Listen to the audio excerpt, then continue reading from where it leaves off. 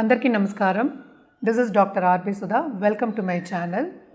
ఇప్పుడు మనం మాట్లాడుకోబోయేది పక్ష ఫలితాలు మాట్లాడుకోబోతున్నాము. జూలై 16 నుంచి జూలై 31, 2025 పక్ష ఫలితాలు మాట్లాడుతున్నాము. అన్నిటికన్నా ముందు మనం ఎప్పుడు మాట్లాడుకునేది గోచారం.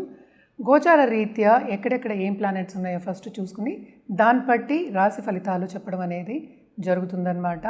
అందరికీ తెలిసిన విషయం, అందరికీ తెలుసు 9 ప్లానెట్స్ ఉంటాయి అండ్ ఆల్సో 12 రాశులు ఉంటాయి.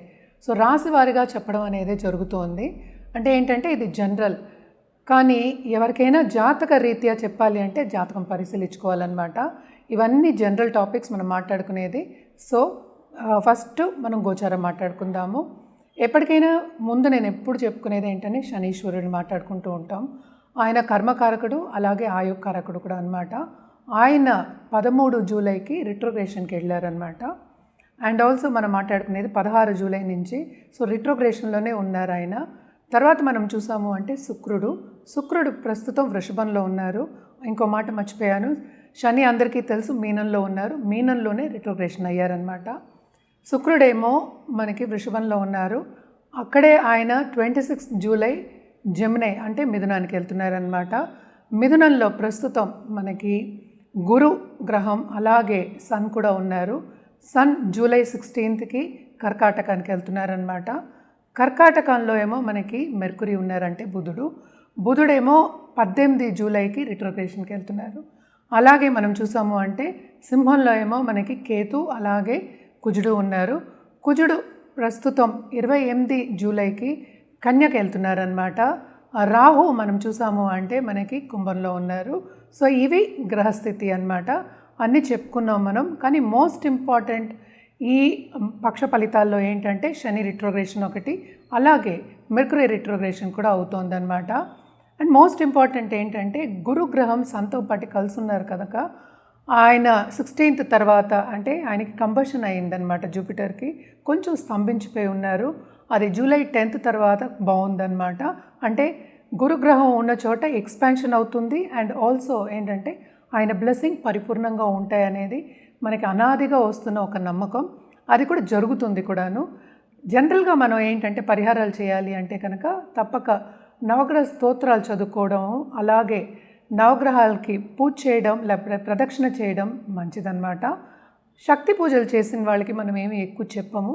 రోజు శక్తి పూజలు చేసే వాళ్ళకి దానికన్నా మించిన పూజలు లేవు, చెయ్యొచ్చు.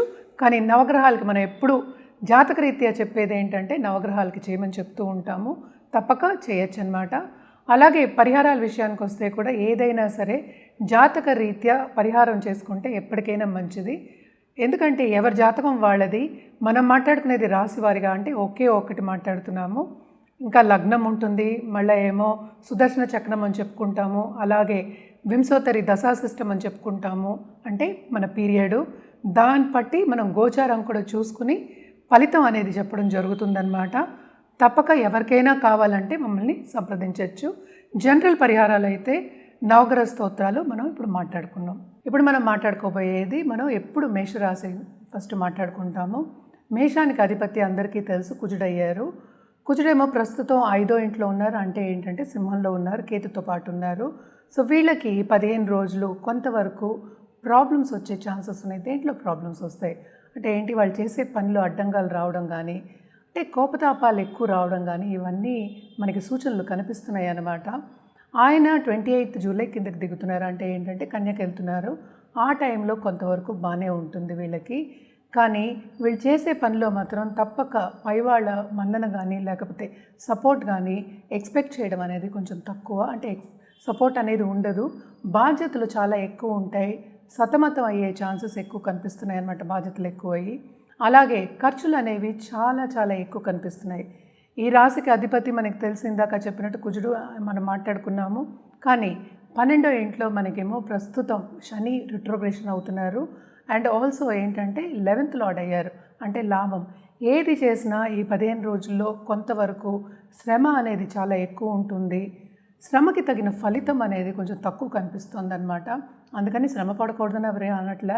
శ్రమే జీవితం అసలు. సో శ్రమ పడుతూనే ఉండాలి, ఎందుకంటే ఫ్యూచర్లో మీకు ఇంకా బాగుంటుంది అప్పుడు.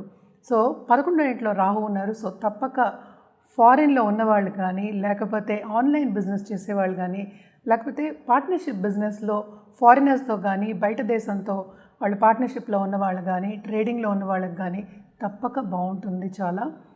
ఎందుకంటే మోస్ట్ ఇంపార్టెంట్ 6th హౌస్కి వెళ్తున్నారు ఈయన, అంటే ఈ రాశికి అధిపతి 6th హౌస్కి వెళ్తున్నారు. సో కొంతవరకు లాసెస్ అనేవి ఫేస్ చేసే chances towards end of this month మనకి కనిపిస్తోందన్నమాట.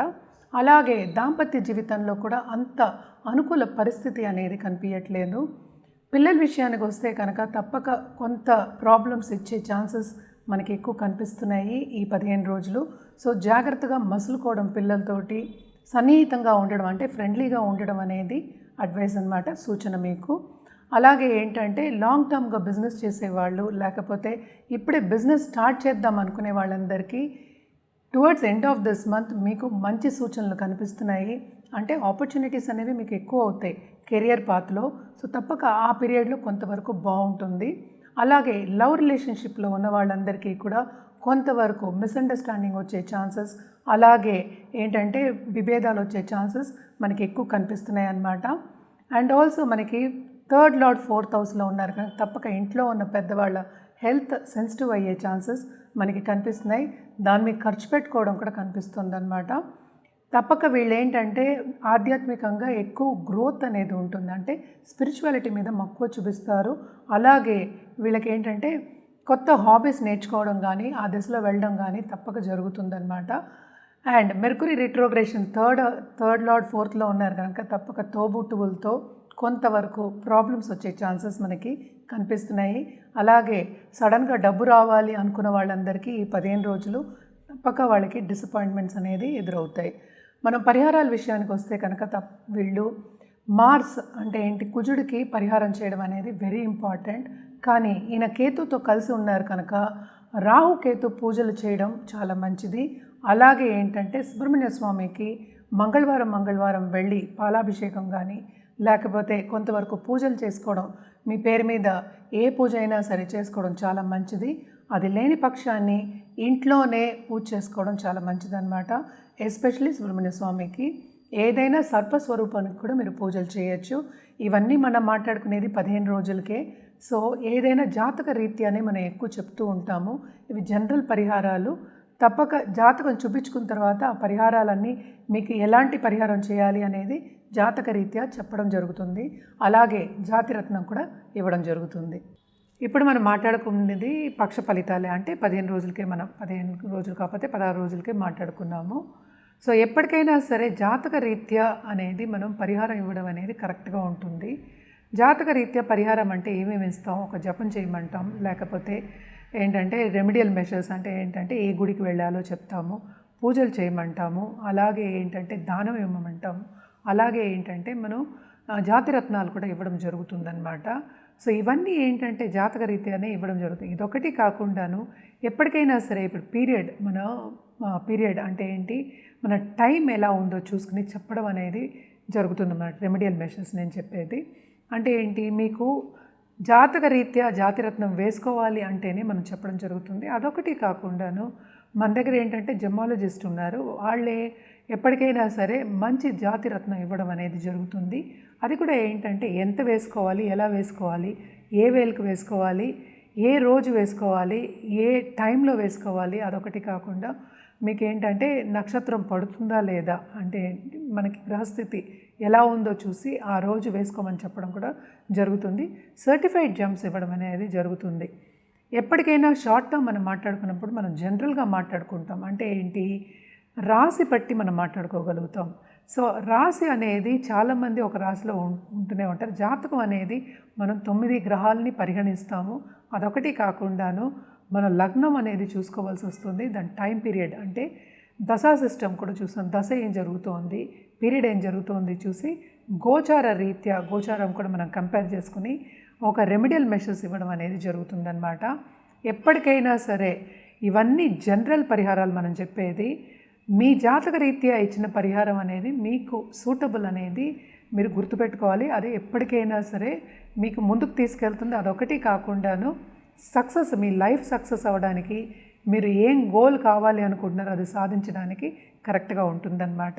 సో తప్పక జాతకం పరిశీలించుకున్న తర్వాతే, అందరికీ ఇది సూచన, జాతకం పరిశీలించిన తర్వాతే ఒక జాతిరత్నం వేసుకోవడం అనేది మంచిది. ఎందుకంటే ఎప్పటికైనా నాకు ఫోన్ కాల్స్ వస్తూ ఉంటాయి అన్నమాట. నాది ఈ రాశి, నాదేమో ఇది పేరు, ఈ పేరు మీద ఏంటి జాతిరత్నం వేసుకోవాలని అడుగుతూ ఉంటారు. పేరు అనేది ఏంటంటే కామన్, లెటర్స్ అనేది కామన్.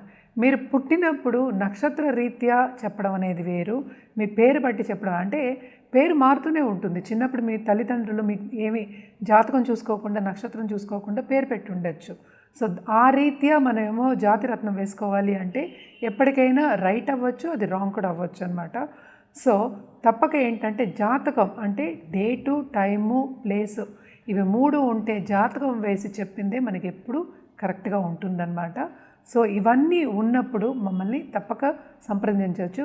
కింద ఇచ్చే ఈమెయిల్ ఐడి అలాగే నంబర్కి సంప్రదిస్తే అన్ని వివరాలు చెప్పడం జరుగుతుంది.